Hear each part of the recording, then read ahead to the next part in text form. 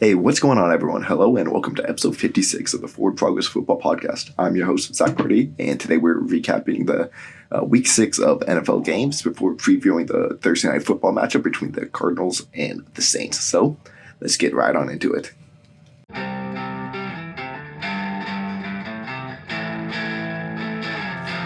All right, let's kick things off with the Jets at the Packers. Jets upsetting the Packers 27-10. I had the Jets covering, but man, I did not see them actually fully pulling off the win.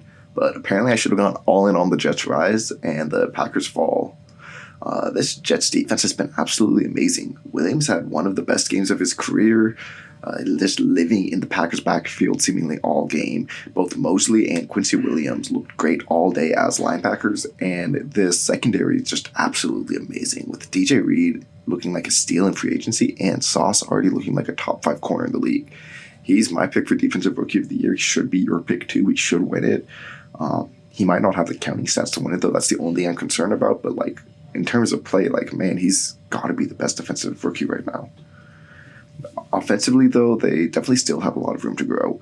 Wilson, he played just all right, but you can definitely tell he's still trying to learn this offense, get comfortable. He holds on to the ball for way too long and tries to play a lot of hero ball, resulting in throwing multiple balls that he's lucky didn't end up picked. Breece Hall, he went crazy, though. 116 yards on the ground and a touchdown, and then Carter with another 41 yards on only 6 carries. This running back duo was just insane. And they're young. They should be good for the next couple of years. This is a really young, exciting team here with the Jets. For the Packers, though, they're just falling apart. Rodgers doesn't trust anyone here, especially with Cobb going down with injuries. This line is just nowhere near as good as I thought it would be, and this rushing attack's been a major disappointment. They had 20 carries, but only 60 yards this game. Defensively, they stepped up a bit this game in pass defense. They ran a lot more man than they have been this year, allowing Jair to follow around Garrett Wilson and essentially take him out for most of the game when doing that. But this run D is just terrible. They bite on misdirection and play fakes all the time. They leave gaps just wide open.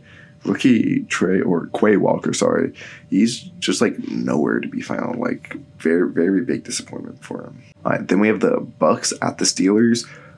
Steelers pulling off the upset 18-20, another team that I picked to cover, but I was I didn't see them actually fully taking on the victory, pulling off the upset. But a lot of this was led by Chase Claypool. He had a great day for Pittsburgh, especially late, making a bunch of big catches on 3rd and long to move the sticks and help ice out this game, especially going in with Pickett getting injured at halftime or a bit after halftime in the 3rd quarter, I believe it was. Trubisky having to come in and lead this team to a win.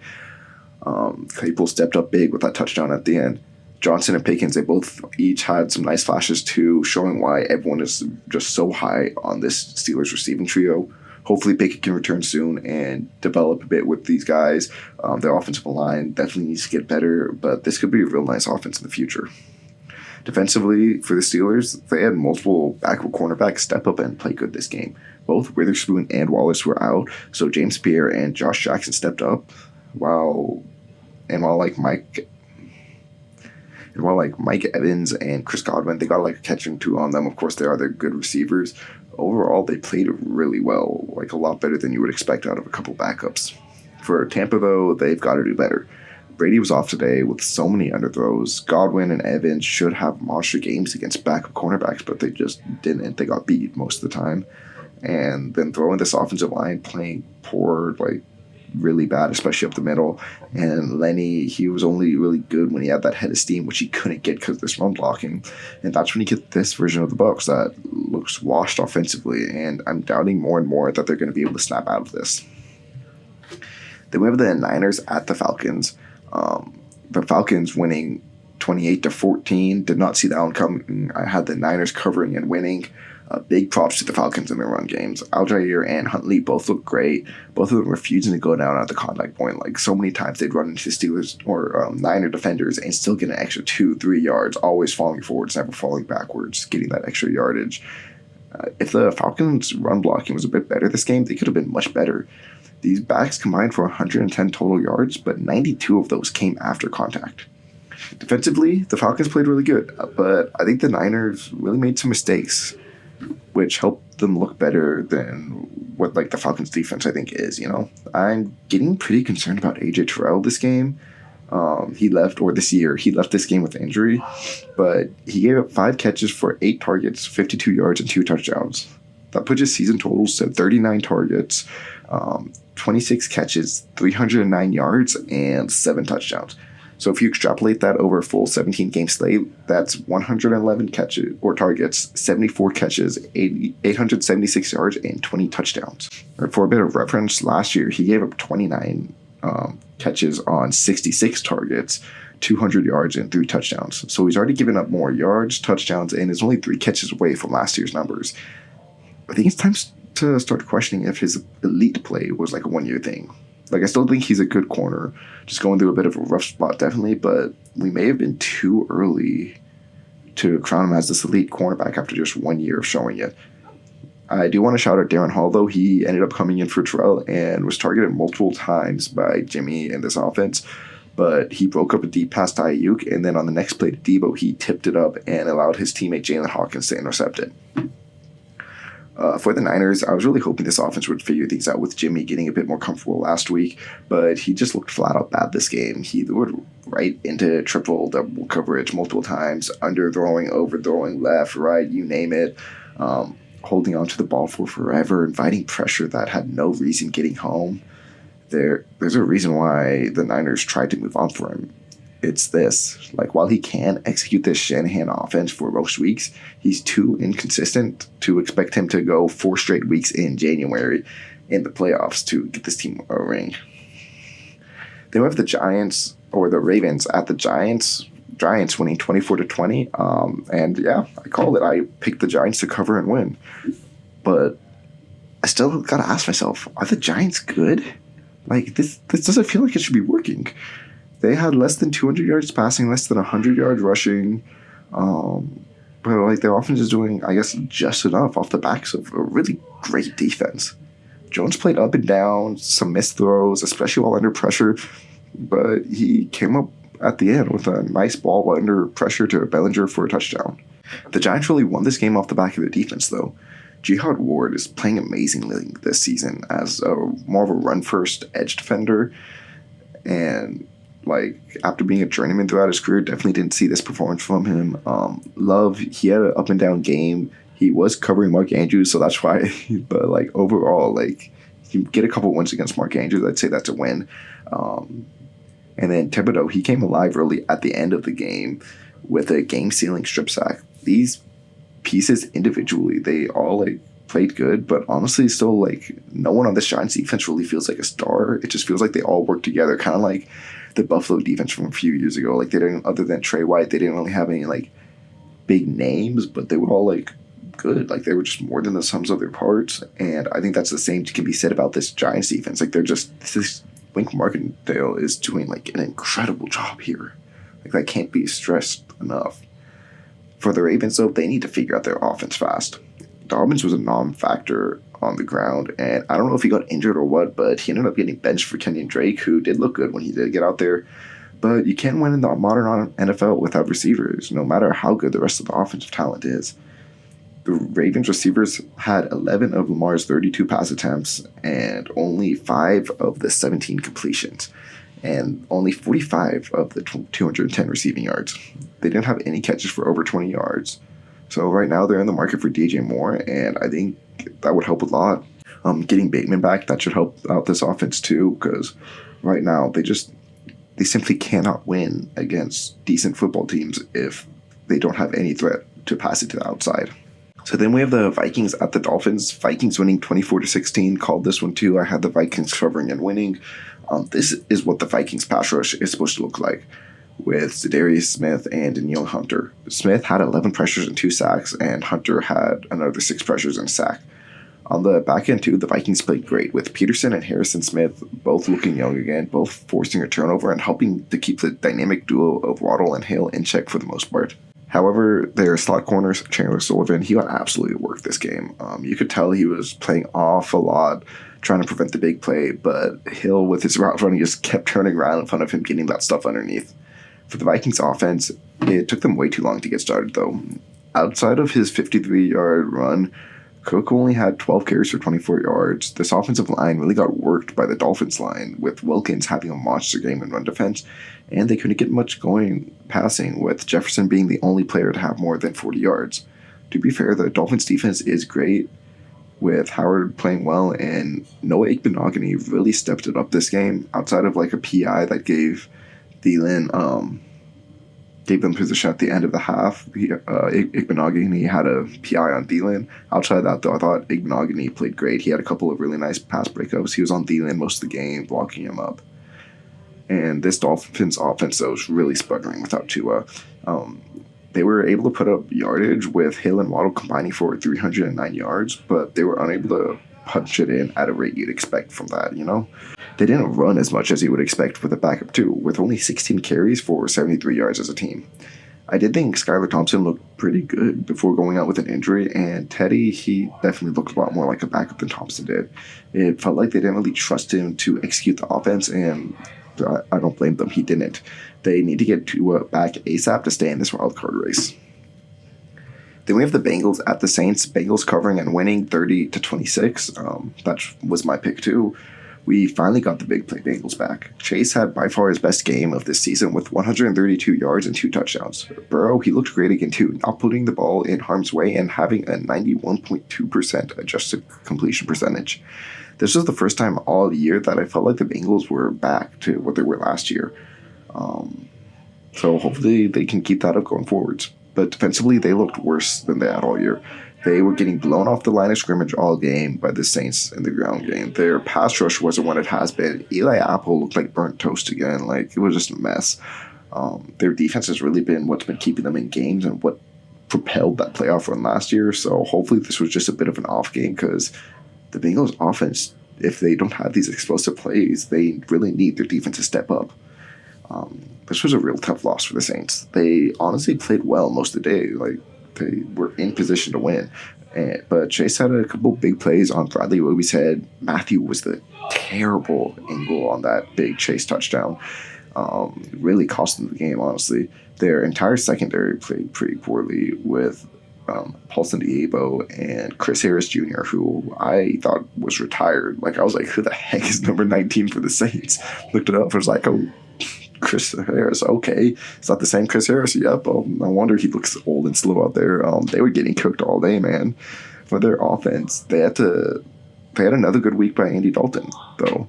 Their O-line was paving the way for Kamara all day, like really blowing the Bengals off the line of scrimmage. And Ingram and Dalton did the best. Dalton did the best he could in the air with his top 3 receivers down. Like, they still put up 26 points with their top 3 receivers down on a really good Bengals defense. Give the Saints Thomas, Olave, Landry, and also Lattimore defensively. I would be shocked if they lost this game again. Like, I think the Saints are a really good team who, if healthy, they're very much alive in the NFC. And, like, I think Super Bowl alive. But if they can't be healthy, if they're injured and just not, like, if they aren't a complete team, they aren't going to be able to do much, you know? That's just how it is. So we have the Patriots at the Browns, 38-15. I was wrong. I picked the Browns to cover and win. I did not expect this game out of Brissett. He starts off with a bad turnover, underthrow to Njoku that results in a pick to Kyle Duggar. And the rest of the day was just like that, just missing throws left and right. Really uncharacteristic game for him from what we've seen this season. This whole offense was out of whack, too, not just Brissett. They only had 70 yards for 3.9 yards per carry and 5 drops as a team. Like, this just felt like an off week for the Browns offense. I'm really honestly not even going to read too much into it, just because this wasn't what we gotten used to this point. It just, like, the Patriots placed some sort of curse over them. The Patriots did play incredible defense, so you can't just blame the Browns offense. Dietrich Wise just seemed to live in that Browns backfield. Rookie Jack Jones had another nice game, and while Duggar and Mills, they both got beat a couple times, they both also came away with picks and really helped their teams out in that aspect. And then on offense, just, wow, Bailey Zappi. That was the best performance by a Patriots quarterback since last year. Like, he played better than Mac Jones has all year. Like, I'm not saying give up on Jones, but I still think, I still think Jones should be the starter, but like, you can't deny that Zappe looks good, and it's got to be a good season, like a good feeling for the Patriots that if Jones isn't the guy, if he's kind of like not playing up to the standards you expect out of a starting NFL quarterback, you have one right here in Zappe to turn to. Like they might have two starting quarterbacks on their roster. And then also shout out to rookie Tyquan Thornton, the wide receiver. He found the end zone twice in his second career game. The Patriots are really using the speed threat well, using him on jet sweeps and getting the ball into his hands and letting him work. Excited to see him continue to grow in this offense. Then we have the Jaguars at the Colts. Colts winning 34-27. I picked the Jags to cover and win, so that last second touchdown, man. But this was the game that the Colts really needed to have. They heavily relied on Ryan, who finally looked like his Falcon self. He went 42 for 58 for 389 yards and 3 touchdowns. Pittman, he had a monster day, 134 yards, and their offensive line played a lot better. They allowed 0 sacks on Ryan. However, they definitely need to get more out of their ground game. Only 45 yards on 16 carries. They're going to get Jonathan Taylor back hopefully this week, and then also Naheem Hines sometime soon. I think obviously that will help, but this offensive line's got to do better in run blocking too. For the Jags, they gotta fix the defensive problems. Aluakon was paid the bag. Lloyd was dropped in the first round, but they were like nowhere to be found in the middle. The Pittman, he just kept running over the middle of the field, either sitting down in zones or catching crossers. And yeah, I was like, okay, where are the linebackers at? Like, they're out there covering grass, not players, you know? Way too many passes like that. They played well in run D, but like, they might as well just not have been there in coverage, you know? And Griffin, he was just so up and down today. He was targeted time after time. He was targeted 13 times, gave up 9 catches for 108 yards and a touchdown. And he had 2 PIs in there. He did have a couple nice pass breakups too, but that's not enough to offset just how much they clearly saw something they could take advantage of on tape and took advantage of it. Offensively though, the Jags did look good. Lawrence was extremely efficient with only 2 incompletions, 0 turnovers, and he looked great on the ground with 23 yards and 2 touchdowns. ETN looks good when he has the ball in his hands in space too. The 86 yards on 10 carries, 2 catches for 22 yards. However, it just feels like there's not enough playmakers on this team. They don't really have anyone you trust to win downfield or someone to turn to in a key situation.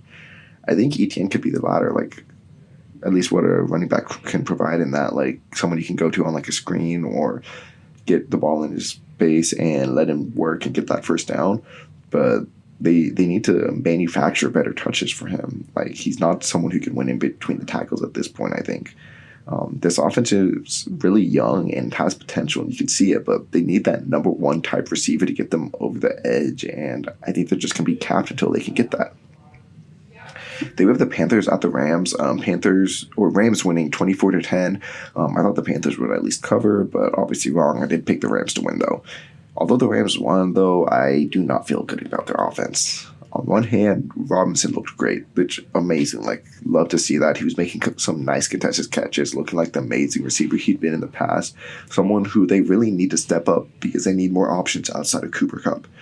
And Kupp, obviously, he looked great. But against the reeling Panthers team, I kind of expected more out of them. Stafford played good overall, but he threw a pick 6, and this team really lacked big plays this game with 2 22-yard catches, but that being the only plays beyond 20 yards for them all game. Defensively, though, they looked great. But honestly, I'd be concerned if they didn't. McCaffrey got his a couple times. It's McCaffrey. He made Bobby Wagner look slow, but this definitely did start to look more like the Rams defense of old. We'll see if they look like that again next week, playing a real NFL offense. This Panthers team is just so dysfunctional right now. I just feel like I can't even really take anything away much for the Rams.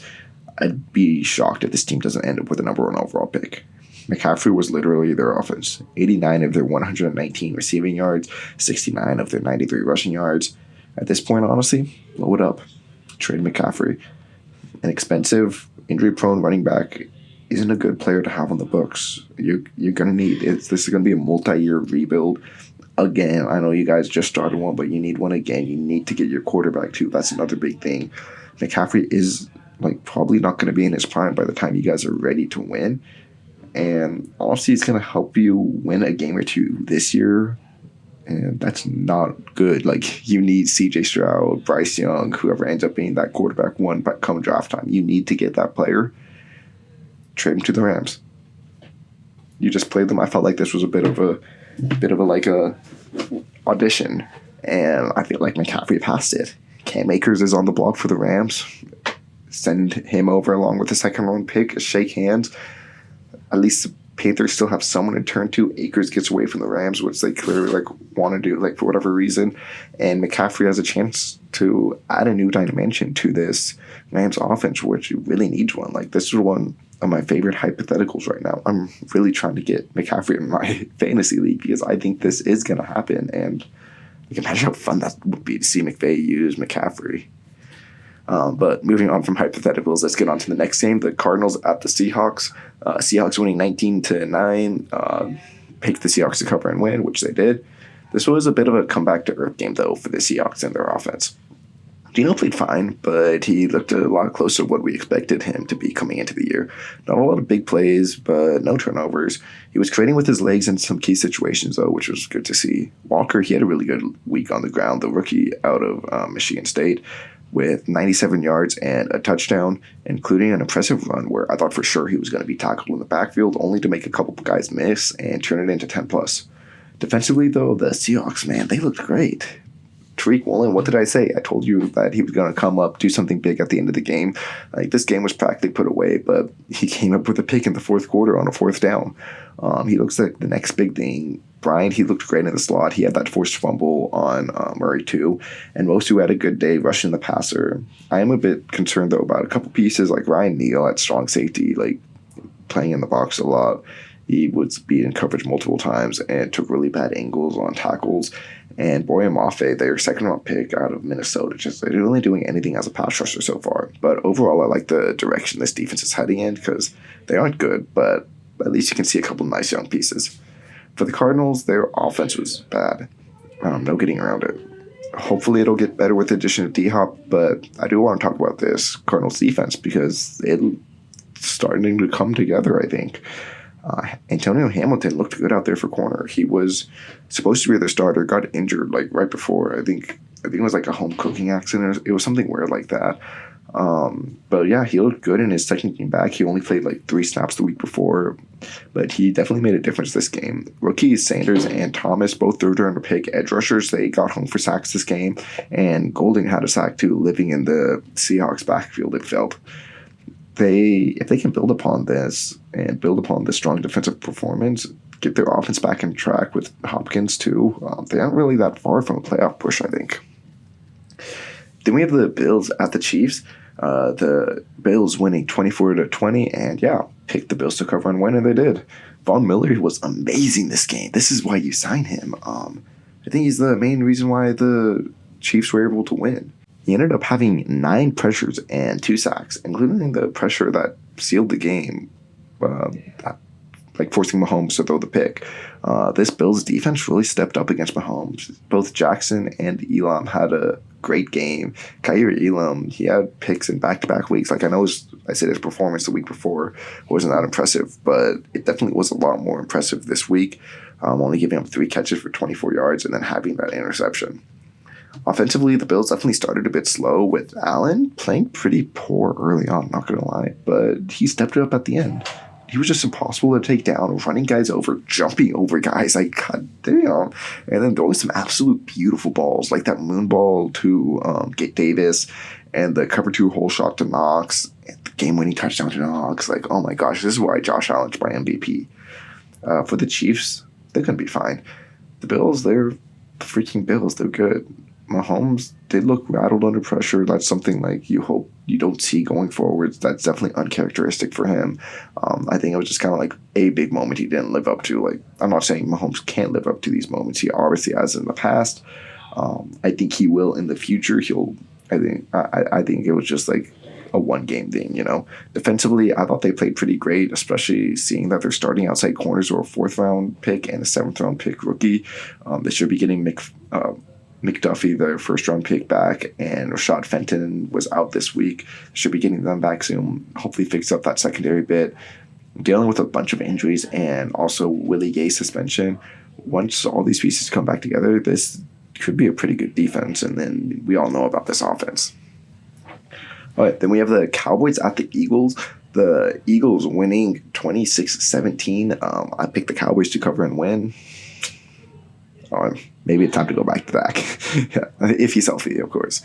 Bush has been playing good up to this point, and they were undefeated, yeah, but it hasn't been because of this offense, and this game definitely proved that.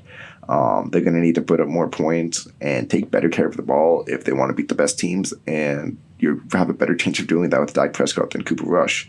He played great over the stretch as a backup, but it's games like this why you pay Dak $40 million to be frank. For the Eagles, though, oh my God, they played amazingly, especially their secondary. Bradbury, Slay, CJ, they all came away with picks, and Bradbury was just making play after play all night. He looks incredible, and then Slay too. Like these two and the Jets too. Like, man, I did not expect these secondaries to look this good. It's awesome. Their run D, they definitely left a bit to be desired this game, and I didn't really notice their pass rush until the end. But when the secondary is playing this lockdown, it almost doesn't matter. Almost, though. You do definitely hope that this pass rush will wake up a bit more in future weeks because your secondary can't always be this lockdown. Offensively, though, the Eagles scared me again. I thought they were going to stall after going up 20-0, scoring 20 straight points in the second quarter. They let the Cowboys call back in and made it a 17-20 game at one point before finally putting them away in the fourth. Hurts, he only had 155 passing yards, and the team combined for 136 rushing yards at only 3.5 yards per carry. This Dallas defense is incredible. That's probably why the Eagles didn't play up to their normal standard, but I definitely felt like the Eagles could have done a lot more this game. There was a couple drops early on. Hurts missed his targets a few times, throwing it straight to Parsons for what should have been a pick six. I'm surprised Parsons didn't come home with that. Their offense is fine, but I'm just getting a bit concerned that they're only putting up 26 points after having 3 turnovers, and the Cowboys having 10 penalties for 72 yards, 4 of which gave the Eagles new sets of downs. I'm not trying to say the Eagles aren't good. I think they're one of the best teams in the league. Obviously the only 6-0 team, but I just don't think that they're the best team, alone on some mountaintop. Their offense, something's missing from it, and I can't quite put my finger on what, but they just aren't impressing me as much as they were earlier in the year, Then we have the Monday Night Football bout between the Broncos at the Chargers. Chargers winning in overtime off Dustin Hopkins' heroics, covering and winning 19-6. Or not covering. The Broncos covered, but the Chargers won 19-16. I did pick the Chargers to cover, so I was wrong in that aspect, but I had the Chargers winning. The Broncos, they just can't play a normal game. This offense was terrible again. Russ had less than 200 passing yards, less than 100 ground yards as a team. I think Russ went 3 for 11 in the second half in overtime. What the heck, man? Their line, they were just giving up pressure left and right. The Chargers coming at them with some blitzes. They had a couple of big passes early on with J.C. Jackson. Man, he just looks bad. That just sprung their touchdowns and field goals, especially early on. But this Wilson trade is looking worse and worse. Definitely disappointing if you're a Broncos fan. Defensively, though, they're good. Browning, he looks great off the edge. Singleton was everywhere in run D, and most of their secondary played well, except for rookie 4th-round pick Jamari Mathis. He got absolutely whooped, giving up 4 pass interferences. Man, every time he was targeted, it felt like. Honestly, though, when he wasn't committing those penalties, he was pretty good. He just got to be more disciplined. He was in a good position. He just too grabby. And the Chargers, they're an annoying team. Yes, they're injured, but they should be better than this. What? All this talent, all this hype, and you barely beat the Broncos off the leg of your one-legged kicker. Their offense couldn't get anything going. Their Broncos and their blitzes rattled Herbert all game. They couldn't create any big plays. Parham, he was the only one with a play for over 15 yards. The loss of Allen is really hurting them, and it feels like Herbert just can't find anyone open downfield. They need to get more out of the ground game, too, with 73 yards, and Eckler only averaged 2.6 yards per carry all game. They need to be better offensively, and I think they will be when Allen gets back. But maybe the Broncos also curse their primetime opponents because this is ugly. Like, the AFC West is not what we thought it was. But if you want to have like a good laugh, just look up the Dustin Hopkins interview after the game. Like, he looked like and sounded like a guy who had just never been interviewed before. Like, he's the kicker, man, and he's also probably in a lot of pain in this moment. And yeah, it was just like an amusing little interview that me and my roommate were busting up laughing at. Like, started it off like it was winning a war. Like, first I just want to thank God, I want to thank my family, like friends, yada yada yada. He's like, yeah, I could have kicked it like at a certain point, Page just paged, so like it didn't matter if it was a 25-yarder or 55-yarder. Like, that was an amazing interview, 10 out of 10 for him. He gained a fan. Like, I don't like the Chargers, but I like him. All right, so then that puts this week at 7-7 for both my straight up and against the spread. I think that's funny. Last week I went 11-5 and 5-11. This week I just went straight up 7-7. Overall for the year, I am 49-44-1, and then 38-54-2 against the spread. Don't take my spread advice. Speaking of which, let's talk about the Saints at the Cardinals. Cardinals 1.5 point favorites. Also, don't take my Thursday night football advice. I don't even think I've gotten a spread pick once this year. Yeah, it's been bad. Anyways, the Saints are really being hit with a ton of injuries all up and down their lineup right now. Thomas, Landry, Troutman, all likely out this week. Lattimore probably the same defensively. Looks like Dalton's going to be out too, which means Jameis should be back. I think that kind of sucks. I want Dalton. I wanted him to fight and keep his starting job. Looks like he's not even going to get that chance.